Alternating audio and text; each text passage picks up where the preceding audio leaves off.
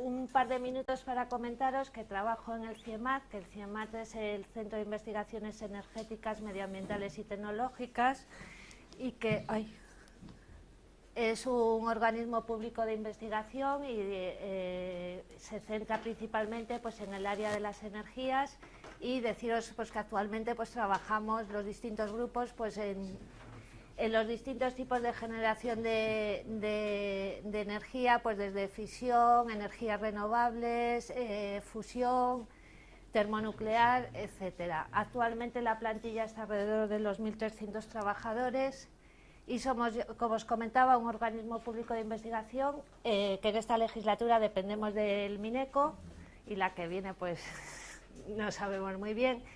Y ahí el principal departamento es el de energía, y dentro de, bueno, yo voy a pasar un poco más rápido que también tengo un montón de transparencias, pero tenéis todo en la presentación. Dentro del departamento de energía y la división de energías renovables sí que vibra un poco la pantalla, ¿no? Sí, vibra un poco la pantalla, no sé por qué, si ha sido reducir el tamaño o volvemos a quizás el aire acondicionado, quitamos el aire acondicionado a ver, porque está muy cerca.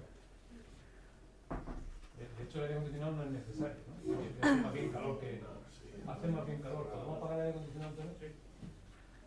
Bueno, la división de energías renovables, pues también hay diversos grupos y nos dedicamos principalmente pues a la energía eólica, biomasa, eficiencia energética y el grupo de fotovoltaica. Y en el grupo de fotovoltaica, pues digamos que somos un grupo que se formó en el año 1985, actualmente somos 30 personas e intentamos pues hacer investigación en los distintos procesos de la cadena de valor de la fotovoltaica, pues desde investigación en nuevos materiales, principalmente policristalinos, a la caracterización y ensayos de los diversos componentes, los módulos principalmente y el resto de componentes del sistema, y trabajamos también pues en la evaluación de centrales. Y ya comenzando la charla, quería dar unas pinceladas, aunque yo creo que muchas de las cosas pues ya las han dicho anteriores ponentes, pero para ver un poquito dónde estamos y centrar la situación. Está por un lado pues las políticas europeas. Ya han comentado varias veces que vamos hacia una integración europea, hacia una unión energética europea, y están los objetivos que ha planteado la Unión Europea en materia de energía. Entonces os he puesto los dos, que son los objetivos para el 2020 y para el 2030. Y están básicamente en tres pilares. Es en la disminución de gases de efecto invernadero, en el aumento de la participación de las energías renovables y en el aumento de la eficiencia energética. Para el año 2020 pues están fijados, y de interconexión, que os han hablado en otras ponencias anteriores. Para el año 2020 están fijados pues un 20% de disminución de gases, una participación de renovables del 20% y un 20% de eficiencia energética. Para el año 2030, que debería ser 30-30-30, pues bueno, como con las nuevas perspectivas, pues está fijado un 40% de disminución de gases, un 27% de participación de renovables y hasta un 27% de eficiencia energética. ¿Qué es lo que ocurre? Pues aquí está puesto, esto está a nivel europeo, es decir, para alcanzar esos objetivos para el 2030, pues ahí veis en línea roja la tendencia que hay con las políticas y las actuaciones que hay a nivel europeo. Es la tendencia para ir incrementando la participación de renovables, y sin embargo en la línea azul tenéis expresado qué es lo que haría falta o cuáles serían los requerimientos para poder alcanzar ese nivel de energías renovables. Eso quiere decir que hay que revisar las políticas tanto a nivel europeo como a nivel nacional para poder conseguir esos objetivos. Y ya hablando en España, pues también tenemos que tener en cuenta en dónde estamos, y es en el gráfico de la izquierda. Veis, para el año 2013 estos datos están sacados del informe de la energía en España del Ministerio de Industria, en el que se dice cuál es el consumo en España de energía primaria. Entonces pues vemos que los principales consumos son de petróleo y de gas. Y sin embargo en la gráfica de la derecha veis cuál es la producción interior, es decir, España, qué tipo de energía produce. Entonces vemos que principalmente pues, producimos renovables y nuclear. ¿Eso qué quiere decir? Pues quiere decir que hay un gran desfase entre lo que consumimos, el tipo de energía que consumimos y el tipo de energía que producimos. Eso quiere decir que tenemos una gran dependencia energética. Perdonad que yo no tengo la voz tan potente como los anteriores ponentes, yo creo que al fondo sí se me oye, ¿no?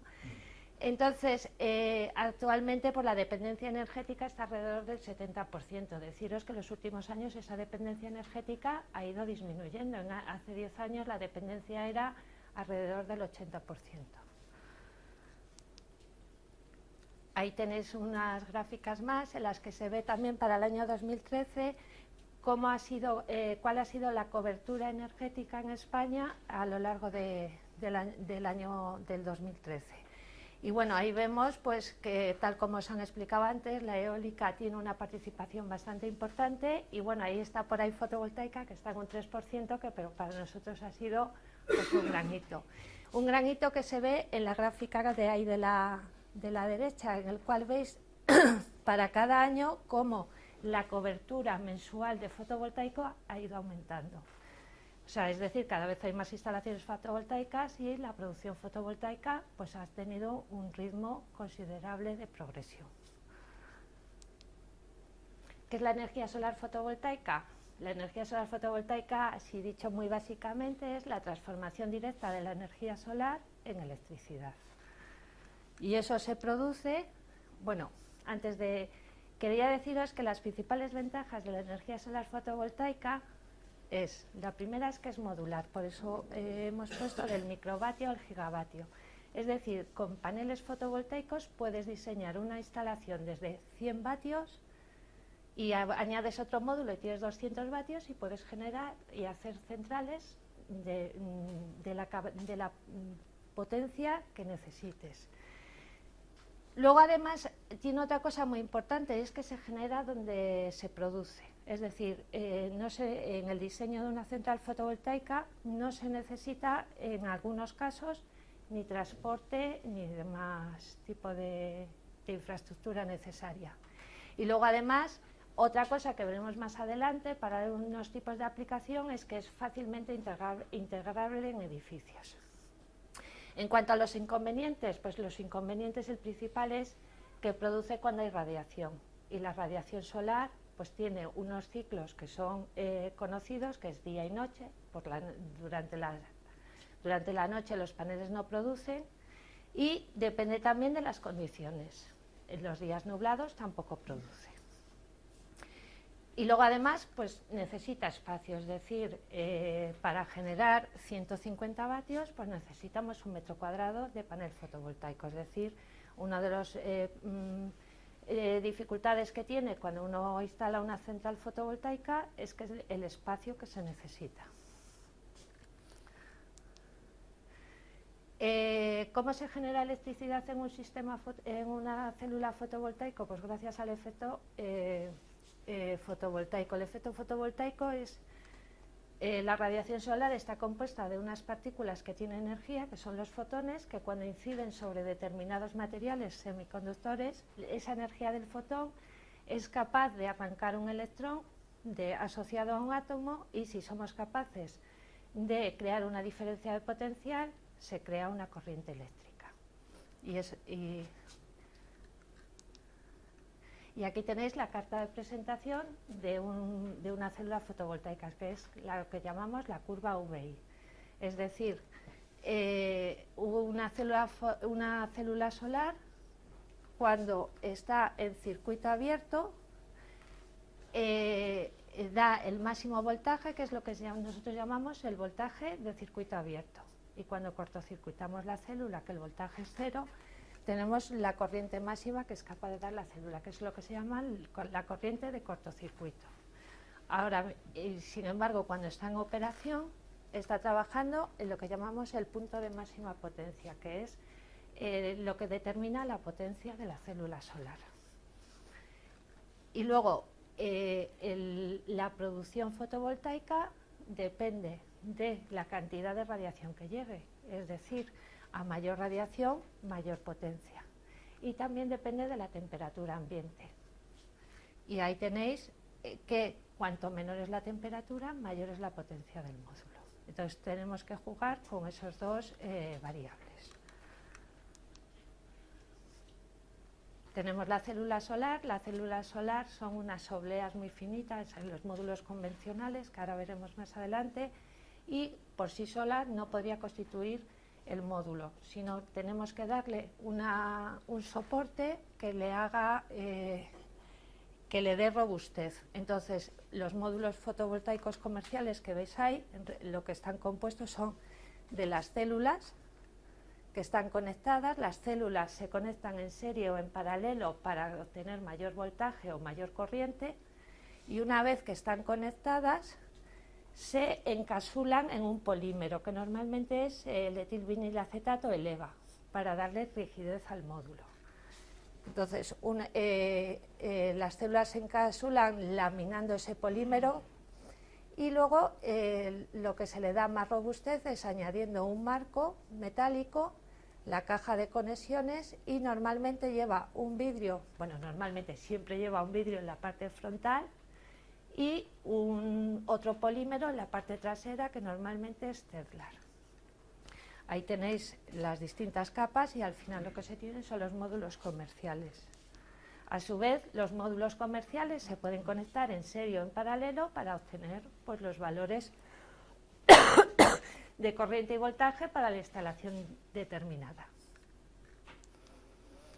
En cuanto a qué materiales se usan en los sistemas, en los módulos fotovoltaicos, pues ahí he hecho una pequeñita clasificación de deciros, bueno, donde pone convencionales es los módulos que más se utilizan ahora mismo. Entonces, se puede decir que la industria fotovoltaica es la industria del silicio. Es el material que más se utiliza. Entonces está el silicio monocristalino, el policristalino y el amorfo. Ahora os enseño alguna foto de ellos. Estos son rendimientos de módulos comerciales, que son los que luego los rendimientos de células son mayores, pero comerciales están alrededor del monocristalino, alrededor del 16 al 18%, y fijaros que cuando se pierde cristalinidad baja el rendimiento, también baja el precio. Pero una de las ventajas que tiene la energía solar fotovoltaica es que dependiendo del tipo de instalación o del tipo de aplicación se puede optar por un material o por otro, ajustándolo a la aplicación. Entonces, en algunos casos, en los módulos de silicio amorfo, que tienen menos rendimiento, pero son una solución idónea para algunas aplicaciones. Y luego están los materiales policristalinos. Los materiales policristalinos, módulos comerciales ahora mismo, tenemos de telururo de cadmio y los CIS de cobre indio, selenidro de cobre indio. A la derecha he puesto módulos que sí que la mayoría también son comerciales y que presentan ciertas ventajas y que normalmente de mayor rendimiento. Son los de contacto en la cara posterior, ahora os enseñaré unas fotos, y las células de heteronión.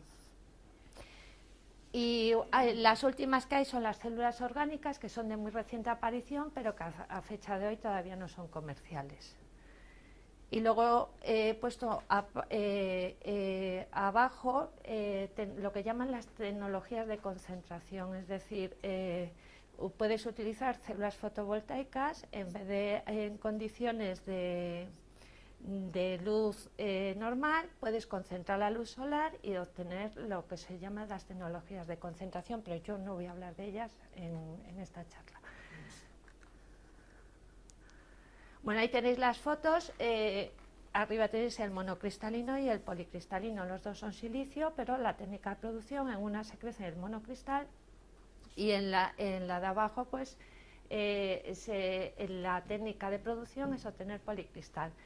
Antiguamente había mucha diferencia de rendimiento y también de precio. Actualmente lo que se ha ido haciendo, os he puesto esa foto para que distingáis cuando vais por la calle, veis los módulos, es muy fácil distinguirlos, los de monocristalino azul uniforme y los de policristalino, como está hecho de policristales y la luz incide en distintos ángulos, se ve de distintos colores. La tendencia actual es en los módulos de policristalino ir hacia microcristalino, reducir el tamaño del cristal, y en algunos casos ya no se distingue, son tan pequeños o el tamaño del policristal es tan pequeño que da también una apariencia de uniforme. Entonces, la única manera de saber si uno es mono o poli, ese es un truco, es si tiene las esquinas recortadas, es monocristalino. Y cuando veis que son perfectamente cuadradas, es policristalino. Y ahí tenéis pues, los módulos de amorfo y los de cis. ¿Qué ventajas tiene la lámina delgada en relación a lo que os decía antes? Pues que podemos utilizar módulos de silicio amorfo semitransparentes, con lo cual se pueden utilizar como elementos arquitectónicos, cosa que no permite el mono o el policristal. Y luego tiene otra ventaja, es en los módulos de silicio amorfo son amorfos y la manera de producir los módulos es por deposición, son módulos monolíticos, se meten en una cámara de deposición y toda la superficie, todo el vidrio sobre lo que depositas es el módulo.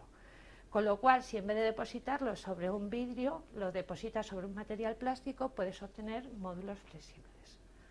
Y esas son ventajas que tienen los materiales amorfos. En cuanto a los de reciente comercialización, aquí tenéis los de contacto por la cara posterior, en el cual la metalización de las células está enterrada en la propia célula, con lo cual son módulos de mayor rendimiento porque tienen más área activa, es decir, las áreas metalizadas no captan la luz solar y no generan.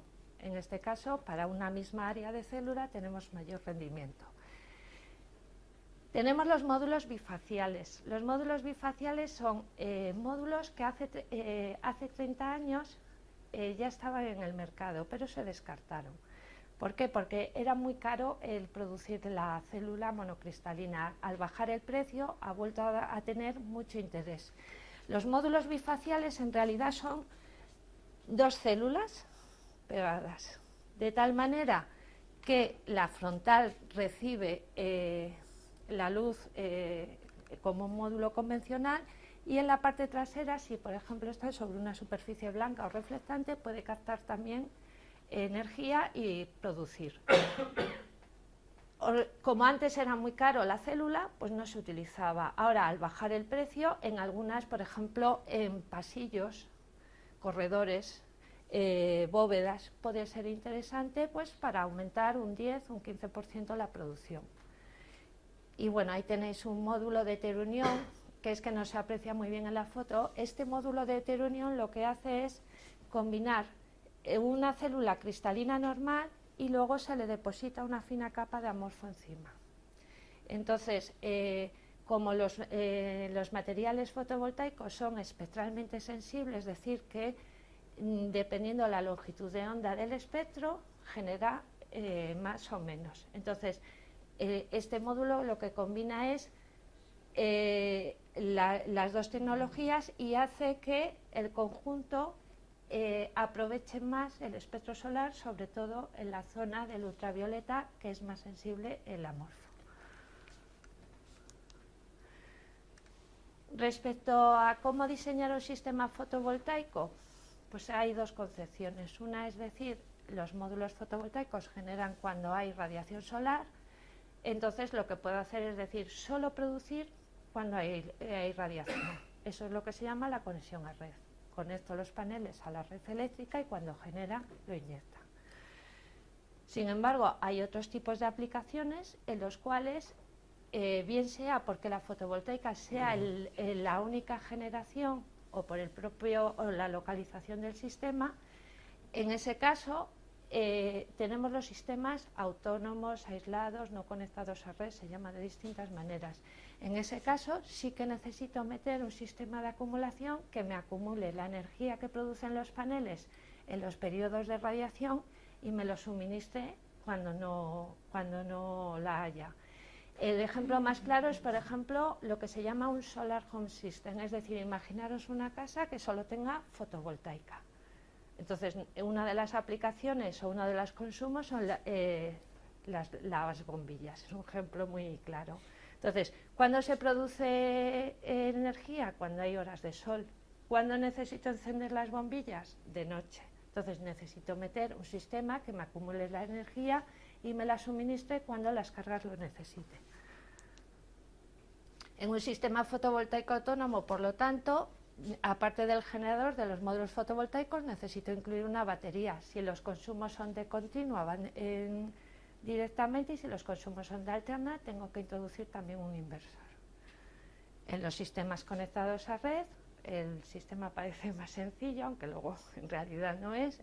Tengo el generador, el inversor, el contador y directamente va a la red. Bueno, pues ahí tenéis algunos ejemplos de sistemas fotovoltaicos autónomos.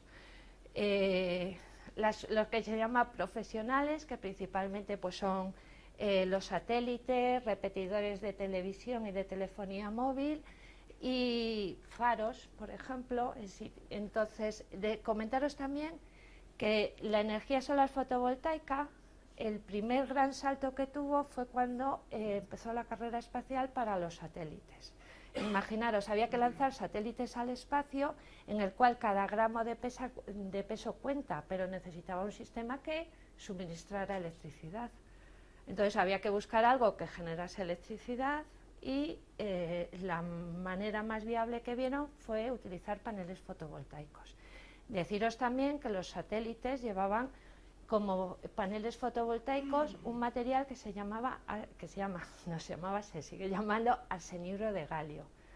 Son unas células de una gran calidad, de un alto rendimiento. El problema es que esas sí que son carísimas de producir.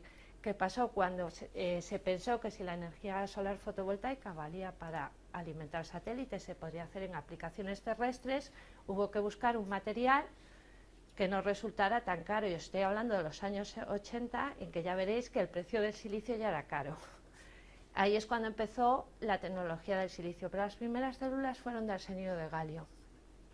Luego están lo que se llaman las aplicaciones agrícolas, que principalmente es el bombeo de agua, desalación de agua y invernaderos. Ahí tenéis una foto de un invernadero con sistemas fotovoltaicos integrados, y lo que se llama la electrificación doméstica.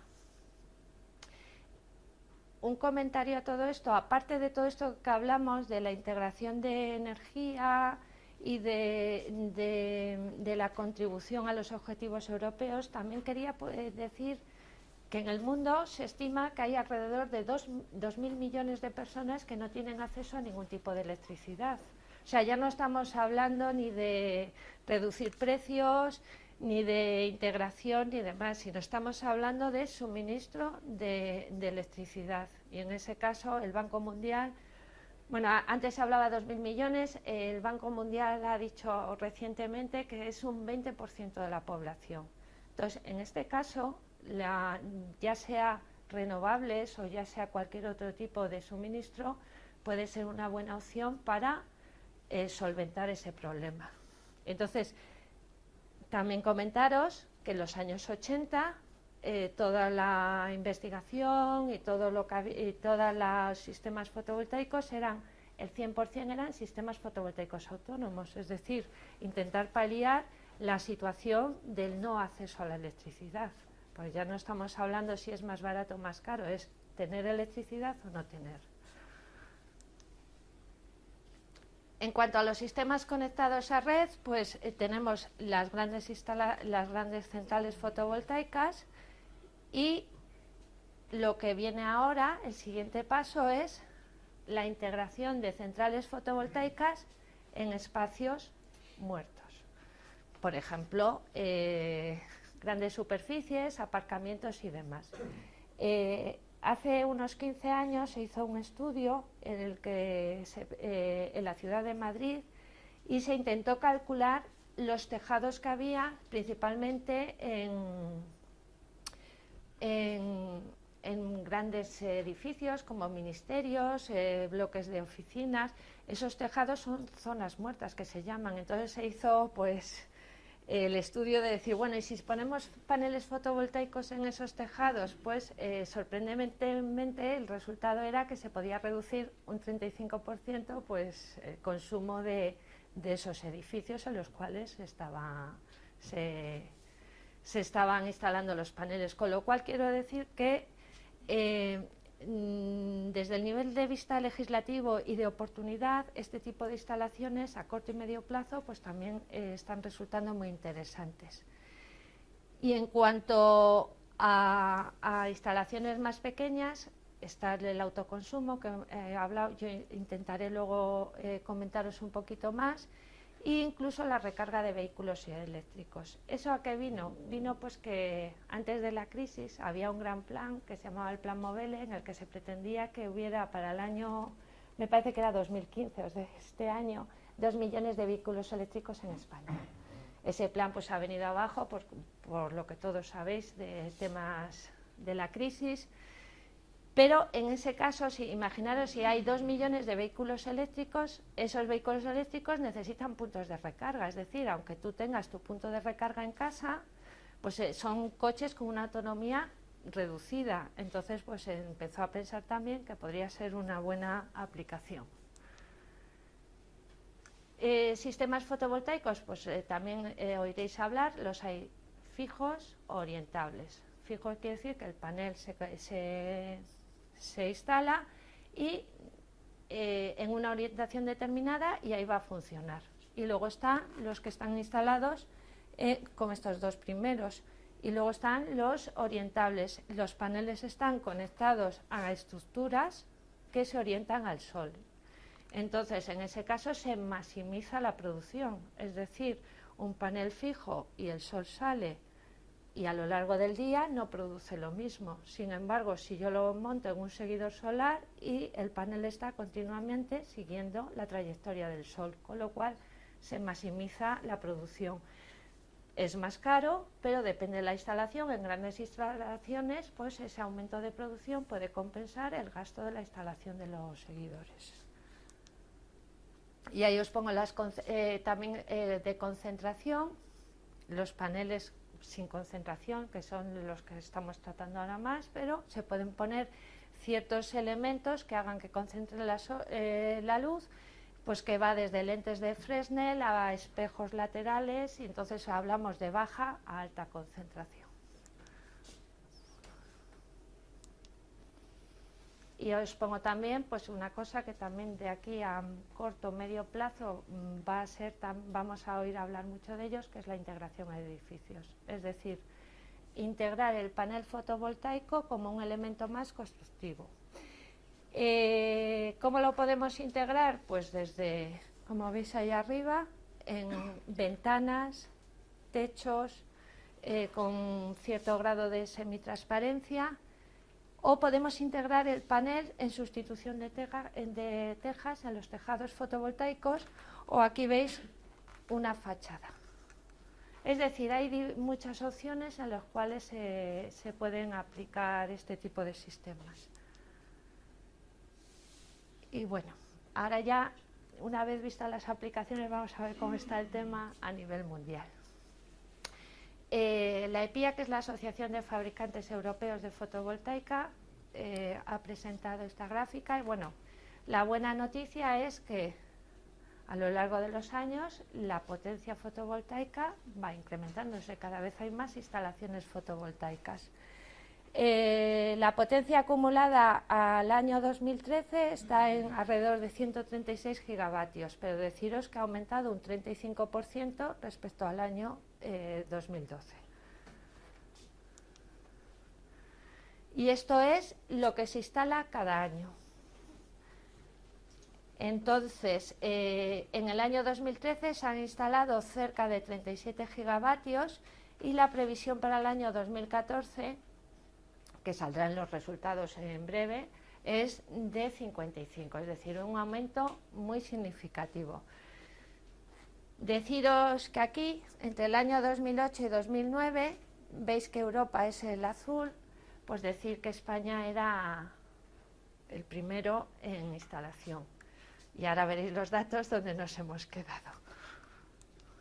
Bueno, esto también quería comentarlo, y es... estos son para el año 2012, no son datos más recientes. Ahí tenéis los países que más, en el año 2012, los países bueno, los países que más instalaron.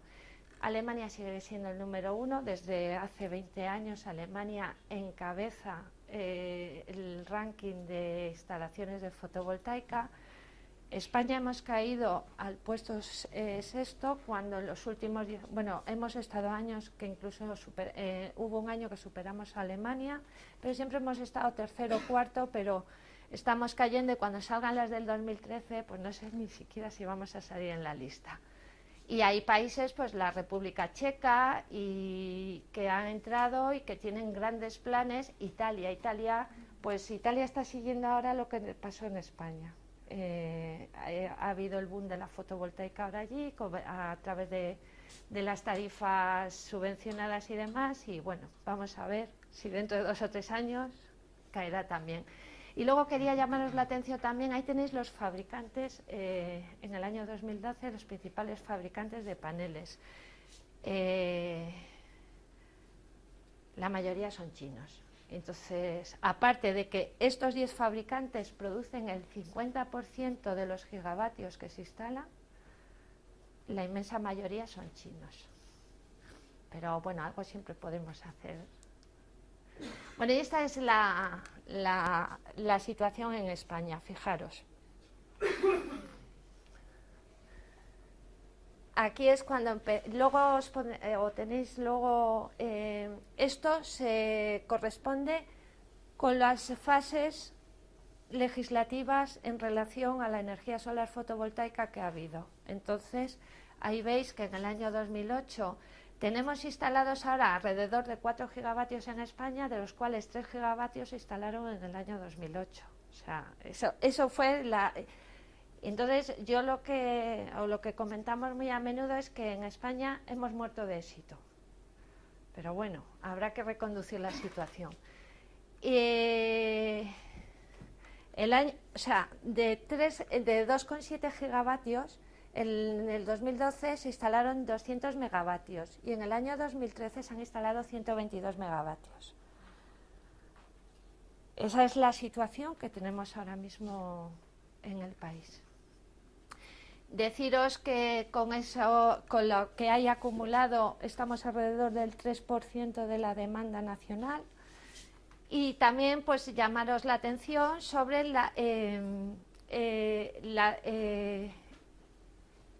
en España el potencial de generación no es lo mismo. Entonces, ¿cómo se mide el potencial de generación? Pues de las horas equivalentes de sol que hay al año. Entonces, la media está alrededor de 1.800 horas, sin embargo, vemos que hay una diferencia pues, en zonas como Extremadura, que puede llegar a generar 2.000 horas equivalentes al año, o en el norte, pues por razones obvias de radiación, que se pueden quedar alrededor de los 1.100. Esos son números, pero muy estimativos, entonces pues se estima, ya te digo con pinzas, que hay alrededor de unas 60.000 instalaciones en España, pero bueno, la triste realidad es que en el año 2013 se han instalado 122 megavatios.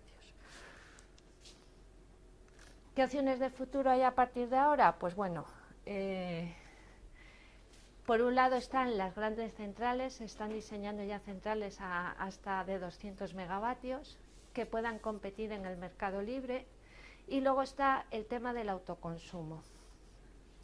El autoconsumo con o sin balance neto, con o sin acumulación, y todo eso está relacionado con el futuro inmediato de la legislación y de cómo se vaya a desarrollar el marco normativo en España, que ahora os intentaré comentar la situación.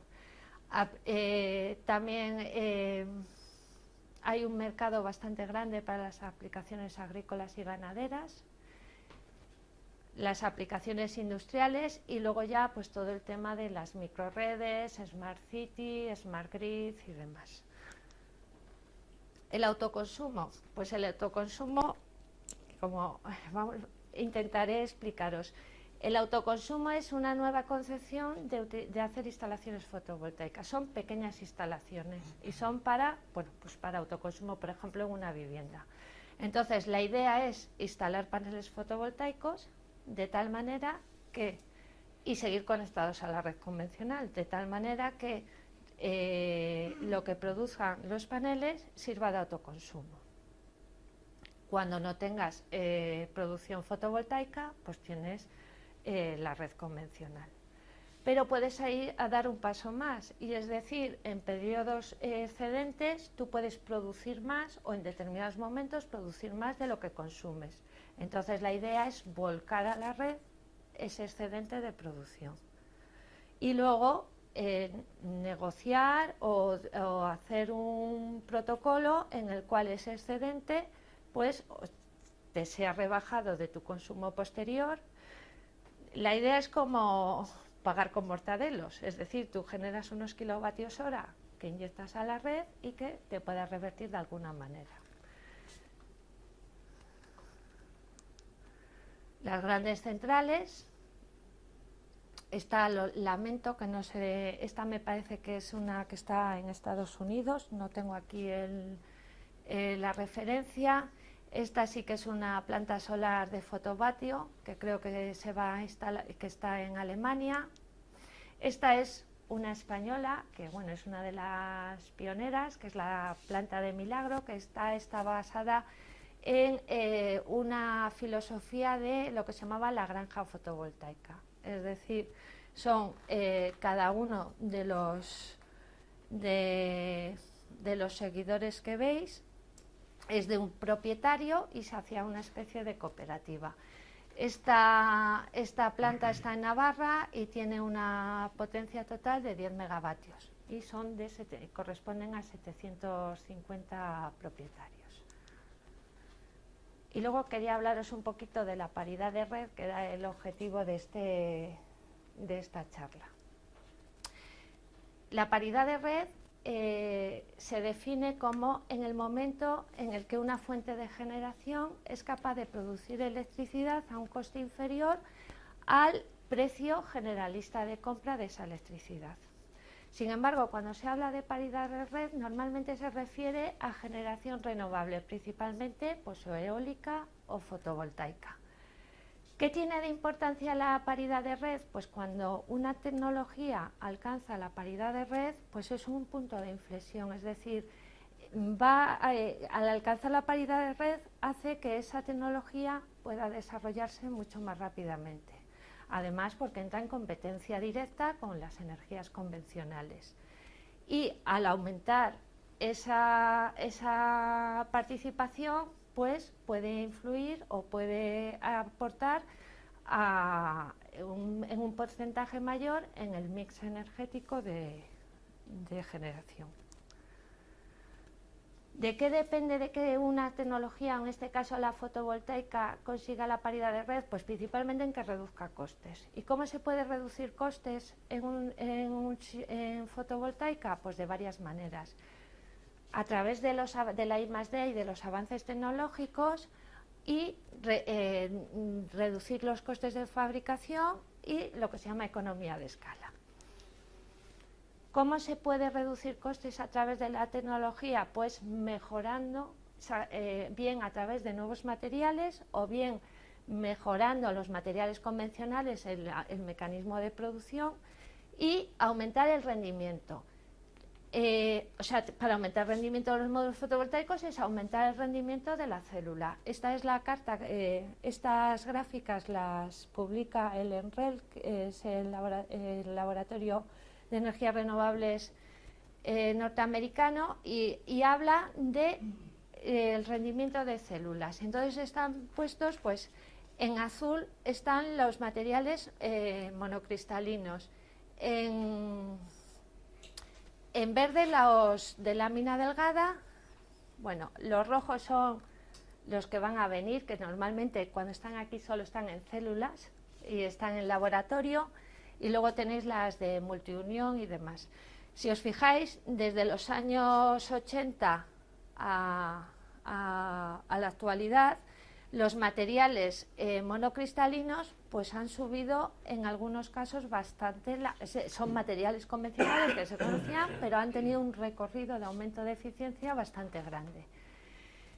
Y luego tenéis, por ejemplo, tecnologías más recientes que el grado de evolución del rendimiento es mucho mayor.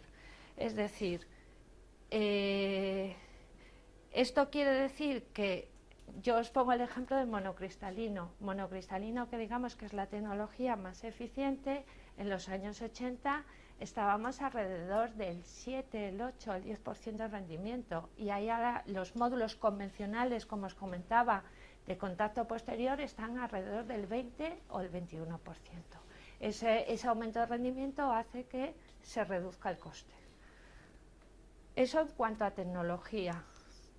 En cuanto a economía de escala, pues ahí veis también cómo ha bajado el precio de los módulos desde los años 80 más o menos, y la ley dice que cada vez que se duplica la producción de módulos fotovoltaicos el precio se reduce en un 20%. Está puesto ahí, bueno, lo que comentaba antes Alberto, en los últimos 7 años el precio de los módulos fotovoltaicos comerciales se ha reducido en un 80%. Bien sea por inundación del mercado chino, bien sea por tecnologías y bien sea porque ha aumentado el número de instalaciones. La realidad es que ahora mismo un módulo fotovoltaico, comparado con hace 10 años, está por debajo del 80% del precio. También se puede reducir no solo el módulo, sino el resto de componentes del sistema. Y bueno, ahí os he puesto algunos datos que hay. Por ejemplo, el silicio para fabricar los módulos, pues ha pasado de $450 en 2008 a 27 en el 2011. No tengo datos más recientes.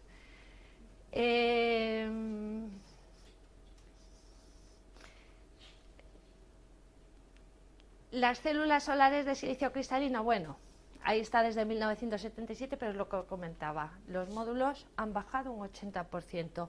Y ahora está el tema del almacenamiento.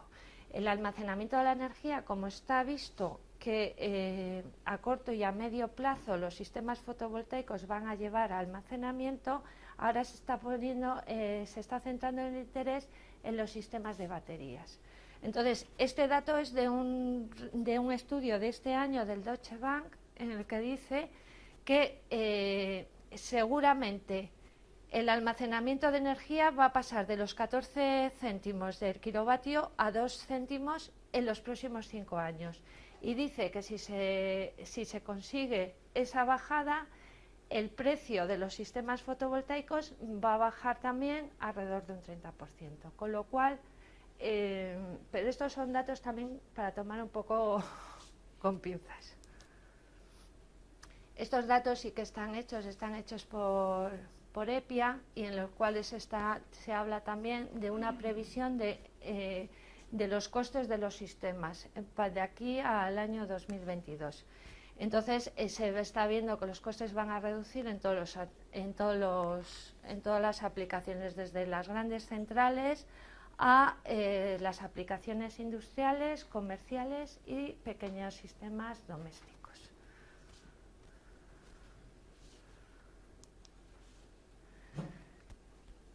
Y luego también haceros otro comentario, es decir, la paridad, es decir, cuando un sistema va a llegar a la paridad, no solo depende de que uses mejor o peor módulo o de que bajes el sistema, sino también depende de cuánta radiación tengas y cuál sea tu recurso.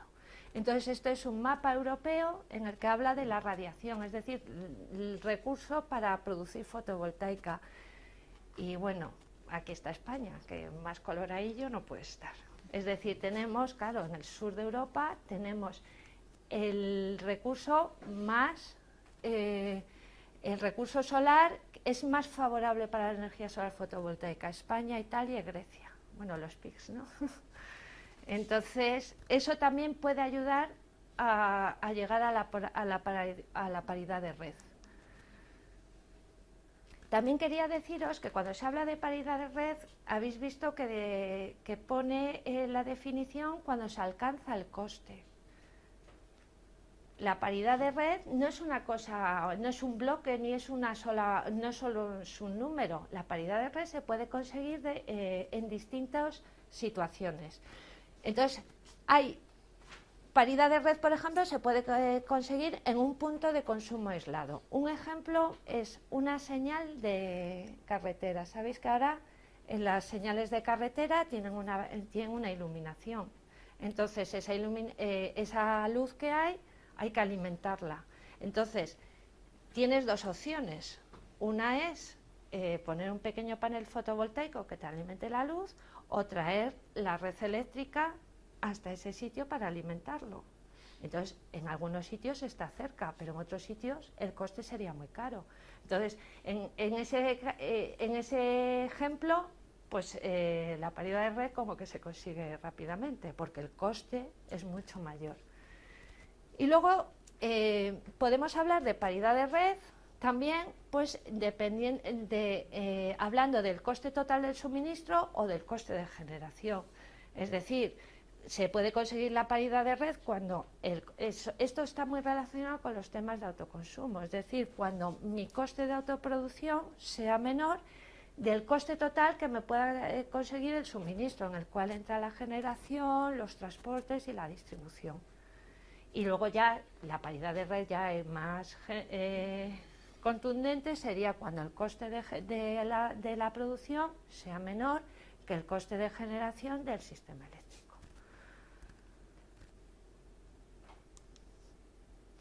Bueno, y entonces ya una vez determinado eso, os voy a poner unas gráficas que he sacado del PV Grid Parity Monitor, que es una entidad, asociación, que hace estudios continuamente de cómo se alcanza la paridad de red en distintos países y demás.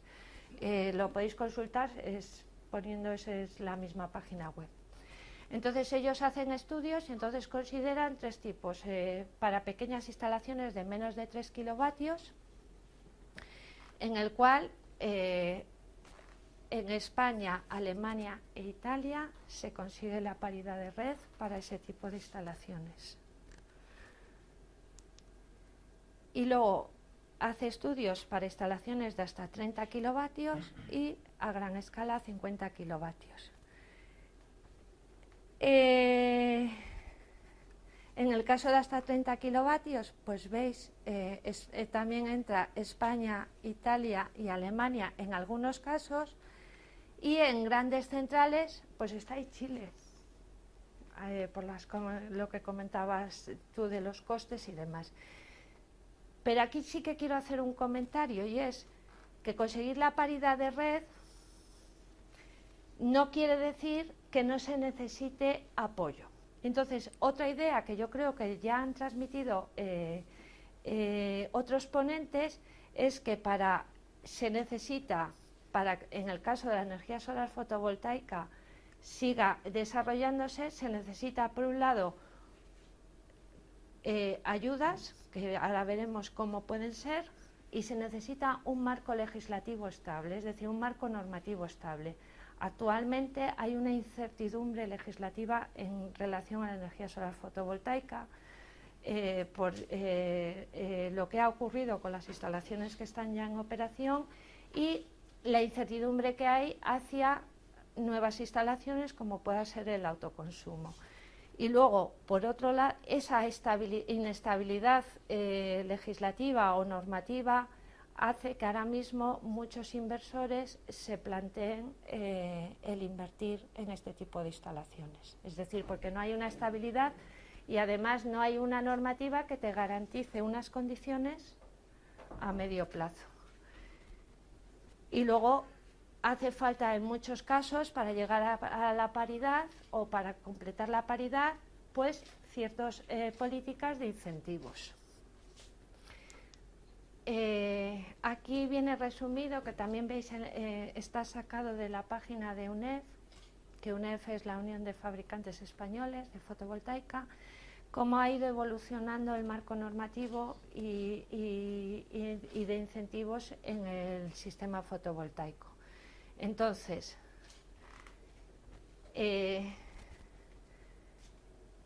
lo que ha ocurrido es que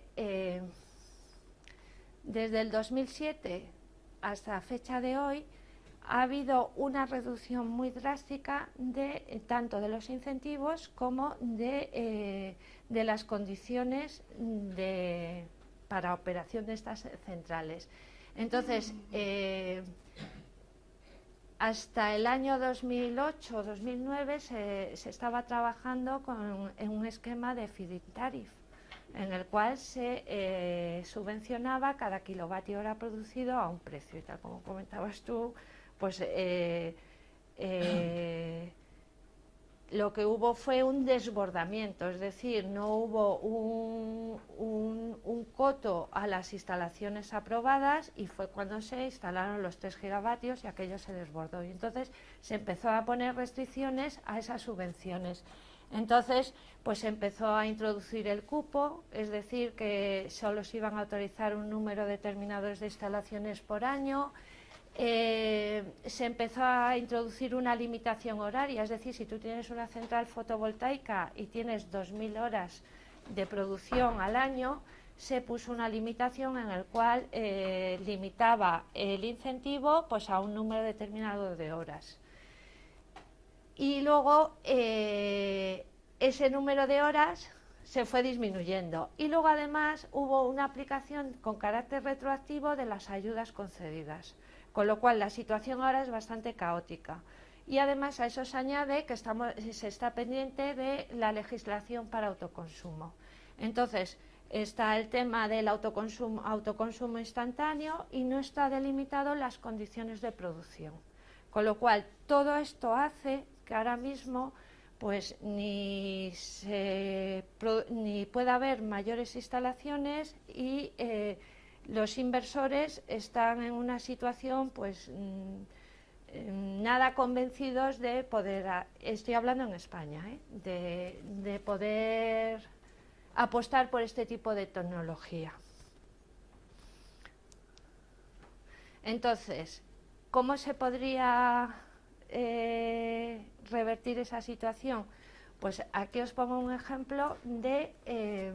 esto es un estudio que ha hecho KPMG lo hizo para ASIF. ASIF era la Asociación de Industrias Fotovoltaicas que ahora está en UNEF. O sea que esto tiene unos años. Entonces aquí lo que se hizo era decir, bueno, ¿qué es si cambiamos la normativa para los incentivos, es decir, pasar del feed-in tariff a una serie de incentivos a la inversión de la instalación y ciertas ayudas a la producción, pero que no es el pago por kilovatio hora producido, y a su vez se establecían una serie de normativas que dieran un marco estable a esas ayudas, pues se podría alcanzar desde los 4 gigavatios que tenemos instalados, vamos a suponer en un escenario en el que se podría llegar en el 2020 a entre 15 y 19 gigavatios. Y además, dado la nueva, lo que os comentaba de autoconsumo, integración en edificios, en este escenario se suponía que alrededor del 60% de las instalaciones estaban integradas en edificio. Pues bueno, pues ahí el resultado de este análisis pues decía que se podía reducir la dependencia energética entre un 4 y un 5%, que se podría incrementar la demanda, la cobertura de la demanda hasta un 6%, se podrían generar un cierto número de empleos y bueno, una serie de beneficios además del impacto medioambiental. Con lo cual, esto es un estudio, es muy teórico, pero la idea que quería transmitiros es que sí que realmente se necesita para que la energía solar fotovoltaica vuelva a coger el impulso que necesita el establecimiento de mecanismos por parte de la política nacional, o sea, del Estado, en el cual permita, por un lado, ya sé que me repito, pero que dé una estabilidad al marco normativo que hemos perdido en los últimos años, y por otro lado que se replantee la política de incentivos para este tipo de instalaciones. Y bueno, ya para terminar, pues deciros que según los datos más recientes, como os comentaba antes, en España, Alemania e Italia ya se ha alcanzado la paridad de red, no completa, pero sino, como os comentaba, en determinados tipos de aplicación. En Alemania ya se está produciendo en grandes centrales a un precio menor de 9 céntimos el kilovatio hora. En España, en muchas aplicaciones o en muchos sistemas, se está produciendo a precios muy cercanos, un poquitín por encima de los 7 céntimos. Recientemente, en los últimos meses, se ha firmado en Dubái un contrato a largo plazo en el cual se va a vender energía a 5 céntimos y que en ciertas instalaciones de Brasil y Uruguay se están ya produciendo a 7 céntimos y que, bueno, que la conclusión es que aunque el tema de la ponencia es hacia la paridad de red en interrogación, pues deciros que sí que se ha alcanzado la paridad de red, pero que se necesita hacer mucho para mejorar la situación. Entonces, pues en determinadas condiciones la energía solar sí es rentable y que se ha conseguido la paridad de red. Y creo que no me he pasado mucho.